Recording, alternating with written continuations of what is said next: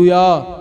నీవు దేవుని సన్నిధిలో ఫలింపలేకపోవడానికి గల కారణం ఈ జీవ సంబంధమైన విచారములు. దేవుని స్తోత్రం. ఎన్నుండేయండి ఈ లోక సంబంధమైన విచారాలు? ఎన్నుండే? నాకంటే చెప్పడం ప్రారంభిస్తే మీరే ఎక్కువ చెప్తారు. అన్ని విచారాలు మన హృదయంలో ఉంటాయి. అయితే దేవుని వాక్యం అంటుంది, ఈ జీవ సంబంధమైన విచారాలు మనము ఫలింపకుండా అణిచివేస్తూ ఉన్నాయి. ఆ అణిచివేయబడుతున్నప్పుడు మనకు అర్థం కావాలి, ఎందుకని నేను ప్రార్థన చేయలేకపోతూ ఉన్నాను, ఎందుకని దేవుని వాక్యాన్ని చదవలేకపోతూ ఉన్నాను, ఎందుకని నేను ప్రార్థనకు వెళ్ళలేకపోతున్నాను, ఎందుకని నా హృదయంలో సమాధానము లేదని నీవు గ్రహించాలి. గ్రహించిన వెంటనే ప్రభు దగ్గరికి వచ్చి మరలా ఫలించడం ప్రారంభించాలి. హల్లెలూయా. ఐహిక విచారాలు నిన్ను అణిచివేస్తా ఉన్నాయి. ప్రార్థనకు రాకుండా అడ్డుపడతా